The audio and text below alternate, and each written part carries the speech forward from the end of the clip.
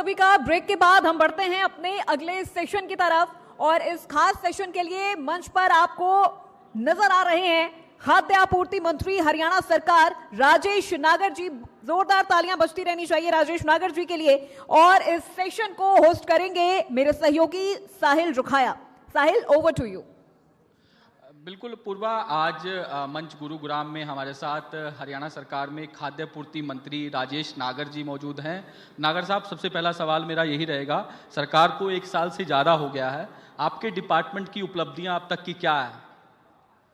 हमारे माननीय मुख्यमंत्री श्री नायब सैनी जी ने सख्त निर्देश दिए हैं सभी हमारे डिपार्टमेंट के अधिकारियों को कि भाई गरीब को, पात्र को, उपभोक्ता को राशन समय पे मिले, पूरा मिले। उसके लिए जो भी हमारी दिक्कतें आ रही थी, चाहे डिजिटल हमने सारा सिस्टम कर दिया, चाहे हमारी नई पॉश मशीनें जो पुरानी पॉश मशीनें थी 2018 के बाद जब से अब तक चल रही थी, तो उनको नया किया जाए और उसको 5G से कनेक्ट किया जाए, जिससे कि उसकी जो पहले दिक्कत आती थी, कई बार जो हमारे उपभोक्ता लाइन में लगते थे तो अंगूठा लगाने के बाद भी कई बार उसमें उसका जो अंगूठा सही नहीं आता था, तो उसके लिए डिजिटल भी किया गया और उसके साथ साथ आई कॉन्टैक्ट्स के भी उसमें ऑप्शन छोड़े गए हैं और भी कई नए चेंजेस उसमें किए गए हैं, जिससे कि उपभोक्ता को समय पे राशन मिले, पूरा राशन मिले और उसको दिक्कत ना आए। लगातार ये भी देखने को मिला, आप लगातार बैठ के भी कर रहे हैं, ऑनलाइन सिस्टम जो है वो किया जा रहा है ताकि पारदर्शिता तरीके से राशन जो है वो बढ़ सके, लेकिन उसके बावजूद भी लगातार फर्जीवाड़े की शिकायतें आती हैं, डिपो संचालक फर्जीवाड़ा करते हैं और भी तमाम शिकायतें लगातार मिल रही है। विपक्ष भी लगातार सवाल उठा रहा है, जिस तरीके से पिछले दिनों धान घोटाला हुआ, उसको लेकर विधानसभा में भी मुद्दा उठाया। 17 में धान घोटाला हुआ, 22 में हुआ, 2025 में हुआ, और सिस्टम एक जैसा ही था, तरीका एक जैसा ही था। ये आखिरकार रुक क्यों नहीं पा रहा धान घोटाला? लगातार इस तरीके की शिकायतें मिलती है, फर्जी गेट पास बनाकर इस तरीके की जो। देखो, इसको घोटाला नहीं कह सकते, अनियमितताएं थी इसमें। उसमें कुछ गेट पासिस जो गलत तरीके से बन गए थे, उसमें जो मेरा फसल मेरा बोरा पे जो पोर्टल पे गलत तरीके से जो रजिस्ट्रेशन हुआ, उस वजह से हुआ। इस पर हमने कार्रवाई भी की है और 69 के करीब अधिकारी हमारे मार्केट कमेटी के, हमारे रेवेन्यू के पटवारी, हमारे डिपार्टमेंट के, उनको सस्पेंड भी किया गया, चार्जशीट भी किया गया है, FIR तक भी उन पे की गई है।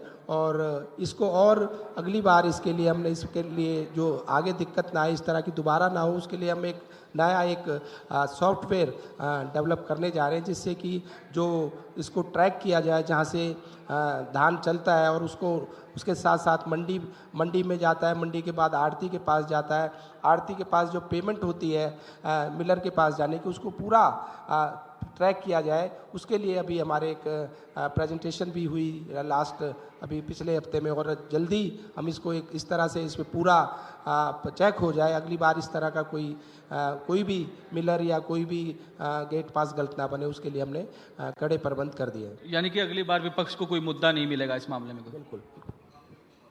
राशन कार्ड को लेकर भी लगातार नागर साहब सवाल उठते हैं कि चुनाव से पहले आपने लाखों की संख्या में राशन कार्ड बना दिए, वोट भी ले लिए, राशन भी दे दिया, जैसे ही चुनाव जीते आपने राशन कार्ड काट दिए। इस तरीके के सवाल भी जो है वो उठे। 13 लाख से ज़्यादा राशन कार्ड जो है वो काटे गए हरियाणा के अंदर। विपक्ष ने लगातार इस पर सरकार पर भी सवाल उठाए, आपके डिपार्टमेंट पर भी सवाल उठाए थे, विधानसभा में आपने देखा ही होगा। मैं आपको बताना चाहूँगा, अगस्त 2022 में हमारी सरकार ने फैसला लिया था कि जो आय सीमा है 1,20,000 से इसको बढ़ाकर 1,80,000 किया जाए। तो उसी के तहत 2022 अक्टूबर से लेकर जब हमारे 22 लाख के करीब कार्ड थे, और मैं बात करूं 23 दिसंबर तक 40 लाख कार्ड हो गए थे। तो इसमें 18 लाख के करीब कार्ड हमारे बढ़े अगस्त 22 से और दिसंबर 23 तक। तो 18 लाख कार्ड जब चुनाव नहीं थे, 22 और 23 में कोई चुनाव नहीं थे।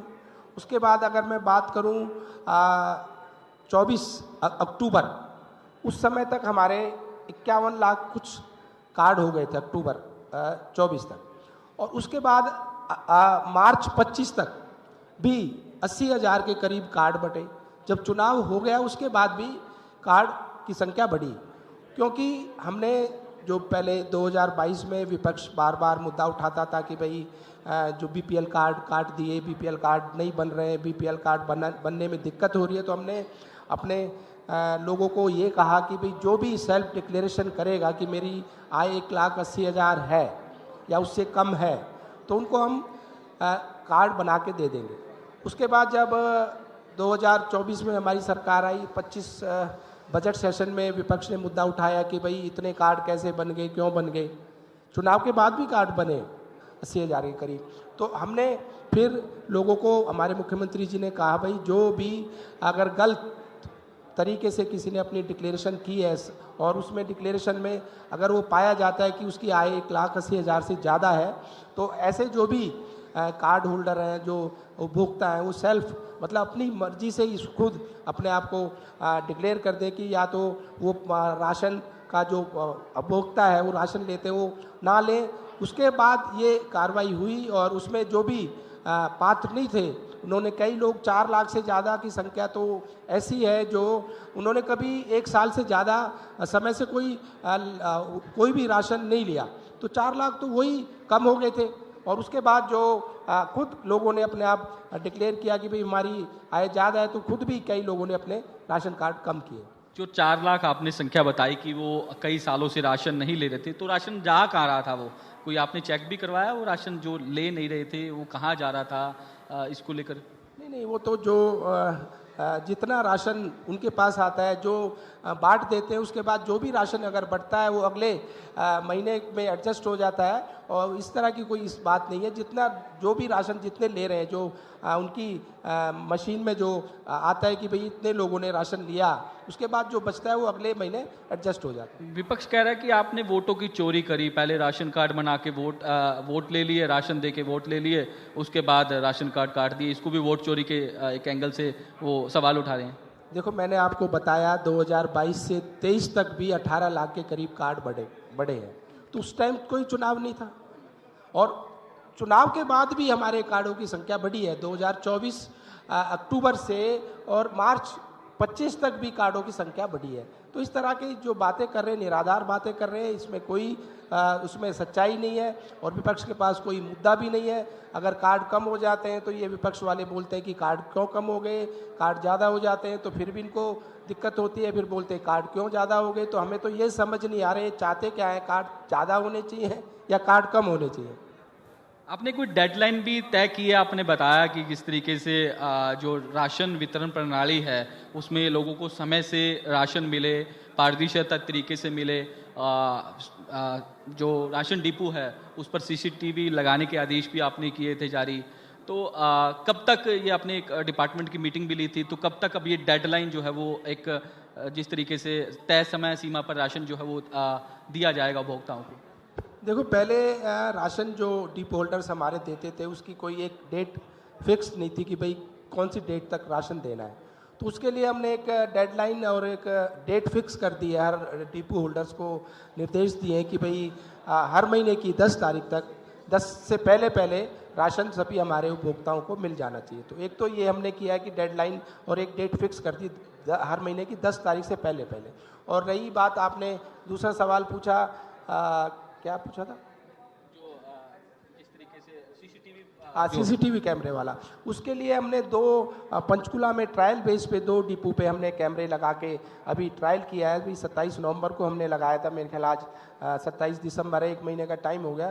तो उसके जो भी रिजल्ट या जो भी फीडबैक आएगा, या अगर उनमें हमने कोई चेंजेस करने हैं या और कुछ उसमें इम्प्रूवमेंट करनी है या और कुछ उसमें अलग कुछ बढ़ाकर करना है या चेंज करना है, तो उसके लिए अभी ट्रायल बेस की जो रिजल्ट्स आएंगे उसके बाद हम इसको कोई आगे जाके कैमरे लगाए जाएंगे। लगातार नागर साहब डिपो होल्डर के खिलाफ शिकायतें भी मिलती हैं कि फर्जीवाड़ा किया जा रहा है। लगातार प्रदेश के अलग अलग हिस्सों से शिकायतें आ रही है। करनाल का भी आपने एक वाकया भी देखा होगा, एक डीएफएससी को गिरफ्तार जो है वो एसीबी ने किया है। फर्जीवाड़े डिपार्टमेंट में लगातार जो है वो देखने को मिल रहे हैं, तो सख्त एक्शन भी लेंगे या फिर वैसी ये जो करनाल वाला मैटर है, मामला, ये गुड़गांव में एक डिपो होल्डर ने एक कंप्लेंट दी थी डीएफएससी, एफएसओ और एक इंस्पेक्टर के खिलाफ, और उसी के तहत जो जांच के बाद कार्रवाई हुई और कल हमारा जो भी कार्रवाई विजिलेंस ने की है, डीएफएससी, एफएसओ और इंस्पेक्टर, उनको गिरफ्तार भी किया गया। इससे पहले भी हमने कई जगह, चाहे उकलाना की बात करें, वहाँ पर भी हमें शिकायत मिली थी कि कुछ गड़बड़ है, वहाँ भी हमने डीएफएससी, एफएसओ और इंस्पेक्टर और सब इंस्पेक्टर को भी हमने सस्पेंड किया था। पलवल में भी इस तरह की शिकायतें आई थी, वहाँ भी एफएसओ और इंस्पेक्टर को हमने सस्पेंड किया था। इस तरह की जहाँ जहाँ कोई भी शिकायत हमें मिलती है उस पर हम तुरंत कार्रवाई करते हैं। एक सर मामला संज्ञान में आया है कि आपके डिपार्टमेंट में अधिकारियों ने ऐसी फाइलें दाबी हुई है जिस तरीके से गेहूं को पहले सड़ा दिया जाता है, उसके बाद खराब गेहूं जो है वो डिपो होल्डर्स के पास भेजा जाता है, वही जो डिपो होल्डर्स हैं वो जो गरीब तबके के लोग हैं उनको बांटा जाता है। ऐसी कई फाइलें आपके पास पड़ी है, इस पर एक्शन भी लेंगे या फिर वैसी की वैसी दबी की दबी रहेगी फाइलें? नहीं, उसमें जो भी उसमें गुनहगार है, जो भी उसमें जिसकी भी टाइम में टेन्योर में इस तरह की कमी पाई गई है, गड़बड़ हुई है, उनके खिलाफ हमने कार्रवाई के भी निर्देश दिए हैं और जल्दी उनसे रिकवरी की जाएगी और जो भी कार्रवाई उन पे बनती है वो कार्रवाई भी की जाएगी। एक नए राशन डिपो को लेकर भी लगातार पेंडिंग पड़ा है, काफ़ी साल से नए राशन जो डिपो हैं वो नहीं मिले हैं। इसको लेकर आप लगातार बैठ के भी कर रहे हैं, तो आने वाले दिनों में किस तरीके से नए राशन डिपो जो हैं वो अलॉट किए जाएंगे? कितने राशन डिपो जो हैं वो प्रदेश के जो तमाम लोग हैं जो एलिजिबल हैं उनको दिए जाएंगे? और इसमें कोई महिलाओं के लिए भी कोई क्राइटेरिया रखा गया है? देखो, इसमें इसलिए समय लगा था, समय समय पे हमने कई, हमारे मुख्यमंत्री जी और हमारे सभी अधिकारी और हमने बैठक में लिया कि भी किस तरह से हमारी महिलाओं को भी इसमें हिस्सा मिले, उनको भी किस तरह से हम इसमें जोड़ें। तो उस वजह से कई बार मीटिंग्स में बैठकों में ये चेंजेस भी करें और हमने अब महिलाओं के लिए इसमें 33% का रिजर्वेशन भी रखा है और जल्दी हमारी सारी चीज़ें जो हैं ये फुलफिल हो गई और ये जल्दी कैबिनेट के पास जाएगा और कैबिनेट में पास होने के बाद जो भी संख्या 4000 है उससे संख्या की करीब नए राशन कार्ड, नए डिपो हम अलॉट करने जा रहे हैं। तो डेडलाइन कोई है सर इसमें, कब तक? अभी जल्दी ये जो कैबिनेट की मीटिंग अगली होगी उसमें ये हमारा जो इसका मैटर उसमें जाएगा और कैबिनेट में पास होने के बाद जो भी जल्दी से जल्दी इसको हम अमल में लाएंगे। सर सवाल मेरा अब विपक्ष से जुड़ा है। लगातार कांग्रेस जो है वो सरकार पर हमलावर है। आपने हाल ही में सेशन में भी देखा होगा, विंटर सेशन में अविश्वास प्रस्ताव जो है वो कांग्रेस लाई तमाम मुद्दों को लेकर, चाहे वो लॉ एंड ऑर्डर की बात हो और भी तमाम मुद्दे हैं, शिक्षा से जुड़ा मुद्दा है, नौकरियों से जुड़ा मुद्दा है। वो लगातार भूपेंद्र सिंह हुड्डा कह रहे हैं कि सरकार जो है अपना विश्वास जो है वो खो चुकी है। सरकार को जिस तरीके से जो काम करना चाहिए फिलहाल प्रदेश की जनता के लिए वो काम नहीं कर रहे, इस तरीके के मुद्दे उनकी ओर से उठाए गए। इलेक्टोरल रिफॉर्म को लेकर भी आपने देखा होगा कि इस तरीके से हंगामा जो है वो देखने को मिला। देखो, अविश्वास प्रस्ताव जो कांग्रेस लेकर आई, विपक्ष लेकर आया, जब हम बहस के लिए तैयार हुए, बहस के भी हमने की, उसमें बीच में ही वो उठकर चले गए। तो आप देख सकते हैं कि मुद्दा भी उन्होंने उठाया, हमने, हमारे स्पीकर साहब ने उसको एक्सेप्ट भी किया, उनको मौका भी दिया, बोलने का भी मौका दिया। जब हमने जवाब देना हमारे मुख्यमंत्री जी ने शुरू किया तो बीच में ही वो उठकर चले गए। उनको पता था कि भाई जो ये खाली अपनी मीडिया में आने के लिए, अपने लोगों को गुमराह करने के लिए, जनता को कि भाई देखो हमने अविश्वास प्रस्ताव लाया, और बीच में ही उठकर चले गए, छोड़कर चले गए। और इलेक्टोरल की बात की तो उसके लिए भी प्रस्ताव हम लाए, उसको भी बीच में उठाकर छोड़कर चले गए। देखो किस तरह से वो जनता को गुमराह कर रहे हैं, उनके पास कोई मुद्दा नहीं है, बोलने के लिए कुछ है नहीं, और जो मौका हमारे स्पीकर साहब ने उनको दिया उसमें बीच में उठकर ही वो चले गए। वो कह रहे हैं कि इलेक्टोरल रिफॉर्म का जो रेजुलेशन लाया, बताया नहीं गया विपक्ष को, बिना पूछे रेजुलेशन लाया गया। नहीं, बिल्कुल बताया गया। ये तो जगह जगह इनके बोर्ड लग रहे हैं कि भाई वोट चोर, वोट चोर, वोट चोरी। तो इनको तो पता था, इनका खुद इन्होंने उसमें अपना मुद्दा लगाने के लिए बोला था स्पीकर साहब को, तो वो ना लगकर हमारे मुख्यमंत्री जी खुद, हमारा वो थे वो हमारे एक विधायक ने ये मुद्दा उठाया और उसके लिए इनको बोला भी, पूरा टाइम भी दिया, बल्कि उसमें विपक्ष को ज़्यादा टाइम दिया गया था बोलने के लिए और हमको सत्ता पक्ष को कम टाइम दिया था बोलने के लिए, पर वो उसको फेस ही नहीं कर पाए, उनके पास बोलने के लिए कुछ था ही नहीं और इसलिए बीच में उठकर चले भी गए वो। तो अगली बार वो कह रहे हैं कि वोट चोरी को लेकर हम प्रस्ताव लाएंगे सदन के अंदर, किस तरीके से जवाब देंगे उसका? जवाब तो हमने इस बार भी दे दिया था, जवाब तो दे ही रहे थे हम। अगर उनके पास कुछ बोलने को होता तो वो बोलते, जवाब कहाँ था उनके पास? वो बीच में उठ के चले गए, सारा सदन को छोड़कर वॉकआउट कर गए। तो आने वाले दिनों में डिपार्टमेंट में क्या कुछ नया प्रदेश के लोगों के लिए जो आपके डिपार्टमेंट से जुड़े हुए हैं, किस तरीके का वर्क जो है वो करने वाले, क्या योजनाएं जो है वो आपके डिपार्टमेंट से आगे आने वाले दिनों में निकल कर सामने आएगी? देखो, मुख्यमंत्री जी ने कहा है कि इसको बिल्कुल सरल और डिजिटल किया जाए, जिससे कोई भी उपभोक्ता है या पात्र है उसको कोई दिक्कत ना आए। उसके लिए जो भी हमें करना है, उसके लिए कई बैठक हमारी हुई है, कई दौरों की बैठक हुई है। उसमें पॉश मशीन का एक जो मैटर आया है कि पॉश मशीन एडवांस बिल्कुल होनी चाहिए, उसके लिए हमने टेंडर भी कर दिया है और 5G से उसको कनेक्ट करके, और जो भी उसमें चेंजेस नए लेटेस्ट जो भी नई टेक्निक या जो भी नई चीज़ जो हम उसमें ऐड कर सकते थे, सब उसमें ऐड की गई। और अगली जो हम उपभोक्ता को राशन सही मिलेगा, टाइम पे मिलेगा। पिछले दिनों आपने पेट्रोल पंप पर भी छापेमारी करी। लगातार इस तरीके की शिकायतें भी आती हैं कि पेट्रोल पंप पर जो कर्मचारी हैं वो कई बार गड़बड़ियां कर देते हैं, नोजल से पेट्रोल कम डाल देते हैं, डीजल वगैरह। तो इसको लेकर भी आपने अभियान छेड़ा आगे आने वाले दिनों में, क्योंकि एक ये जरूरी हो जाता है कि उपभोक्ताओं से इस तरीके की ठगी जो है वो ना हो। देखो, हमें जहाँ से भी शिकायत मिलती है, रोहतक में शिकायत मिली थी कि पेट्रोल पंप पे कुछ गड़बड़ हो रही है, मैं खुद मौके पे गया, कार्रवाई की, पेट्रोल पंप को भी सील किया गया, सीज किया गया। उसके बाद एक फरीदाबाद में भी ऐसी शिकायत मिली, मैं खुद मौके पे गया और जो भी कार्रवाई बनती थी की गई। और आगे भी अगर इस तरह की कोई शिकायत मिलेगी, कार्रवाई होगी। शुक्रिया हमसे बातचीत करने के लिए। तो राजेश नागर थे जिन्होंने तमाम सवालों के बेबाकी से जवाब दिए और साफ तौर पर कहना है कि किस तरीके से डिपार्टमेंट में डिजिटल वर्क हो, किसी प्रकार का कोई फर्जीवाड़ा ना हो, इसको लेकर आने वाले दिनों में लगातार जो है काम किए जाएंगे। बहुत शुक्रिया राजेश नागर जी। और मैं चाहूंगी कि सर आप मंच पर ही रहें और मैं मंच पे युवराज जी को आमंत्रित करना चाहूंगी। डायरेक्टर संस्कारम यूनिवर्सिटी राजेश नागर जी स्मृति चिन्ह देकर सम्मानित करें। युवराज, डायरेक्टर संस्कारम यूनिवर्सिटी।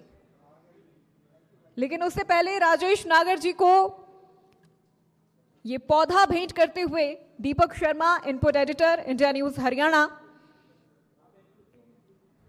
और राजेश नागर जी स्मृति चिन्ह देते हुए युवराज, डायरेक्टर संस्कारम यूनिवर्सिटी। और हमारे अगले अवॉर्डी हैं doctor Sameer Bhati, public health analyst. और मैं चाहूंगी कि डॉक्टर समीर भाटी मंच पर आएं, पब्लिक हेल्थ एनालिसिस्ट।